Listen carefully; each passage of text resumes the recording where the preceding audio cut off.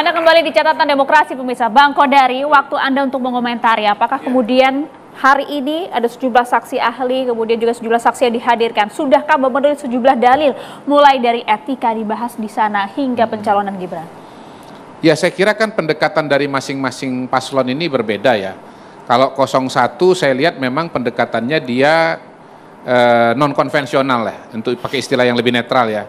Bingkainya itu bingkai konstitusi. Dia tidak mau masuk bingkai formal karena mungkin tahu kalau masuk bingkai formal itu akan ketemu dengan kesulitan-kesulitan seperti angka-angka. Jadi memang nggak masuk ke sana. Nah, yang memang agak unik ini 03, ada bingkai konstitusi tapi juga ada bingkai formal atau bingkai angka-angkanya begitu, yang sebetulnya itu juga agak mungkin merepotkan juga. Merepotkan yang pertama adalah caranya kan menjadi tidak konvensional, di mana angka 02 itu dibikin jadi 0. Itu saya belum pernah ketemu tuh. Ada paslon angkanya dibikin jadi 0 tuh saya nggak pernah ketemu. Kalau ikut aturan dari MK kan harusnya 03 mengajukan angka tantangan ya, menghadapi angka-angkanya KPU begitu. Misalnya 03 mengatakan harusnya yang dapat 96 juta itu kami, misalnya begitu. 02 itu cuma dapat 27 juta, misalnya begitu. Nah, kesulitannya adalah ya pertama, kalau ini dipenuhi sebetulnya bahwa 02 didiskualifikasi, menurut saya hasilnya nanti bisa aja Hakim Konstitusi mengatakan nggak ada pilkada ulang, nggak ada pilpres ulang, karena kan yang dicoret nomor 2, tetapi Anda kan menerima angka pilpres kemarin, kan diakui itu di gugatannya 03 ya Pak Bib ya, angkanya tetap 0140, kemudian 03 itu 27, ya udah angka ini aja, berarti pemenang pilpres adalah pasangan Anies Muhaimin. Repot kan? Itu pertama kerepotannya. Yang kedua kerepotan berikutnya adalah Mas Hasto itu kan berkali-kali mengatakan bahwa seharusnya ini 2 putaran dan angkanya 03 itu 33% gitu.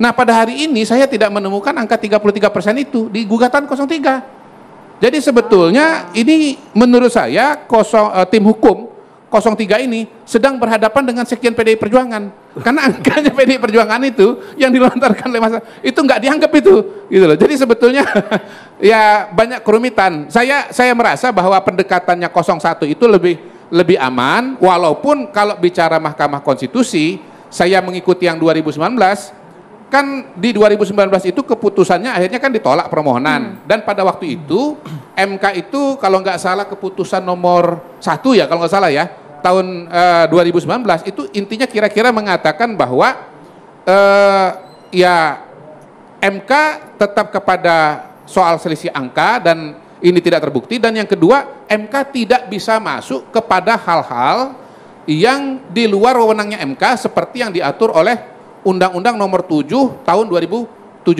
gitu. Jadi tadi siang kan ada perdebatan mengenai judicial activism dengan judicial restraint begitu ya. Nah, setahu saya tahun 2019 itu ujungnya Pak Bib, MK itu walaupun di depan seperti seolah-olah judicial activism, oh iya silakan saksi ngomong, silakan oke menteri kita panggil. Tapi begitu ujungnya dia konservatif, dia kembali kepada Undang-Undang nomor 7 tahun 2017. Gitu. Jadi tetap diakomodir tapi hasilnya? Iya, bahkan terakhir itu di bagian akhirnya itu MK mengatakan begini, kami tidak bisa masuk ke wilayah di luar sengketa hasil karena itu sama dengan menihilkan peran lembaga-lembaga yang lain. Yang kalau menurut Undang-Undang nomor 7 tahun 2017 itu sudah ada kamarnya masing-masing. Misalnya pelanggaran administrasi dan prosedur itu ada di Bawaslu. Bahkan menetapkan TSM itu ada di Bawaslu. Soal etika, soal penyelenggara ada di DKPP. Soal pidana ada di Gakumdu. Jadi tadi kan Bang Mustafa kan mengatakan hati-hati ya dengan Mahkamah Konstitusi. Jangan-jangan nggak sesuai harapan. Saya mau bilang juga hati-hati. Ya, jangan sampai di depan Anda merasa seperti ini seolah-olah ikut skenario Anda, tetapi sebetulnya di ujung secara pengambilan keputusan Mahkamah Konstitusi ini nanti akan judicial restraint. Ada penjelasan teknisnya. Jadi memang apa namanya praktek pemeriksaan di MK, bahasa ilmiahnya praktek beracara di MK itu beda dengan di perdata. Tidak dikenal misalnya adanya putusan sela di depan. Kalau perdata kan begitu nggak masuk objek, kita ajukan eksepsi, dijawab, eksepsinya dibikin putusan sela, lanjut atau tidak ke pokok perkaranya. masalahnya. Nah di MK ini semua memang diakomodir dahulu. Karena memang MK ini seperti Abang Senior saya katakan memang gardanya konstitusi. Jadi segala dispute, segala pertentangan, segala perdebatan mereka akan urai dan jawab satu persatu. Coba Mbak Maria ya cek putusan 90. Kenapa tebal putusan-putusan MK itu? Karena semua isu itu diuraikan. Ada pendapat begini, dijawab begini. Ada pendapat begini, dijawab begini. Lengkap. Jadi kalau baca putusan Mahkamah Konstitusi, seperti kita baca disertasi. Lengkap, detail, sampai alasan-alasan. Sehingga orang kalau sebetulnya tadi melepaskan keberpihakannya, membaca putusan Mahkamah Konstitusi, orang tuh puas. Nggak ada pertanyaan gantung-gantung lagi. Oh itu sih kemarin sih ini yang nggak diperiksa. Itu sih nggak diperiksa. Itulah gaya beracara di MK. Jadi pemeriksaan, metode pemeriksaan dengan metode pengambilan keputusan itu dua hal yang berbeda. Ketika dia masuk ke metode pengambilan keputusan, maka dia strict, kukuh, teguh bagaikan tembok Cina. Dia nggak gerak dari ini ya, dari posisinya selama ini. Bang Firman dulu, silakan Bang. Sudah nyala Bang? Silakan langsung saja Bang. Berlin. Jadi begini, memang tentu nanti ada putusan akhir ya. Tapi kami melihat 1-2 hari ini mahkamah relatif terbuka, demokratis dan akomodatif. Yang pertama, hakim mahkamah mengakomodasi permohonan dari para pemohon, yaitu menghadirkan sejumlah saksi sebagai pejabat negara yang otoritatif yang berkaitan dengan beban pembuktian yang disampaikan. Yang kedua, ada banyak hakim mahkamah yang berdialog kepada para saksi. Itu menunjukkan seperti kualitas persidangan. Kami ingin menyampaikan komposisi dan konfigurasi saksi yang kami hadirkan. Yang pertama adalah memang berkaitan dengan tesis atau posita awal bahwa memang itu berkaitan dengan nepotisme. Kemudian soal persyaratan di kualifikasi pasangan calon. Kemudian abuse of power. Kemudian juga pelanggaran TSM. Makanya kami menghadirkan setelah Frans Masuceno yaitu 3 orang yang berkaitan dengan posisi, orientasi dan peran MK. Makanya ada Profesor Aan, kemudian ada Dr. Charles Simabura, kemudian yang ketiga juga ada I Gusti Putu Arta. Ini berkaitan dengan soal posisi orientasi MK dalam konteks sistem politik ketatanegaraan kita, dalam kaitan dengan pembangunan demokrasi konstitusi, dan kemudian dibumbuhi dengan I Gusti Putu Arta yang tahu soal persyaratan kualifikasi sebagai mantan komisioner KPU. Lalu karena kita juga membuat tesis soal bahwa ada soal politisasi anggaran negara kalau negara bentuk bansos, maka kita menghadirkan Profesor Didi Damanhuri. Apakah ada relasi? Tentu dalam posisi kita menyampaikan memang ada dampak elektoral dengan bansos itu. Lalu klaster yang berikut adalah... Tapi dianggap tidak nyata Bang, hubungan klausal antara bansos dan juga hasil suara 02. Ya, kita menunggu mahkamah menilai itu. Kemudian yang berikut adalah klaster yang berkaitan misalnya dengan kenapa kita menggunakan psikologi sosial, kemudian psikologi politik.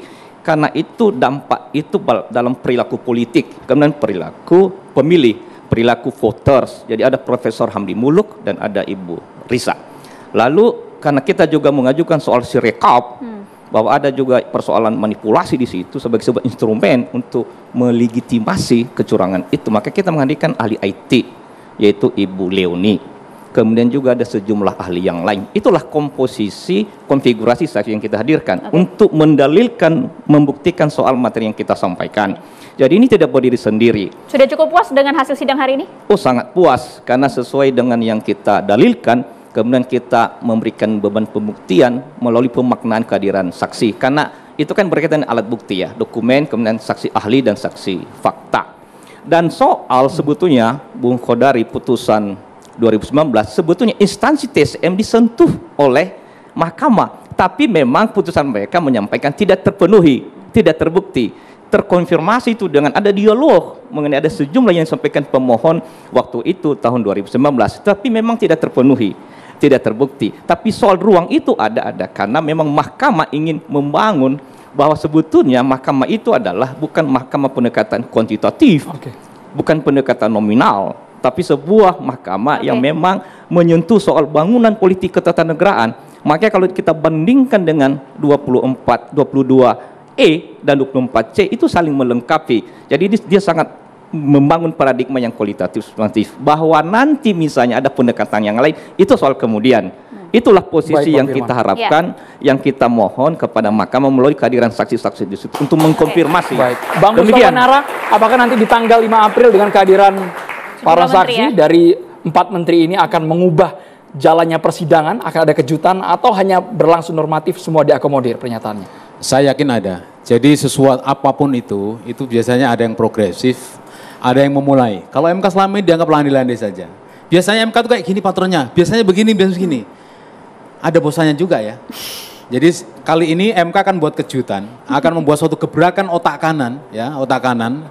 Gebrakan otak kanan. Otak Gimana itu, kanan, Bang? yang mana ini nggak diduga-duga oleh Kodari.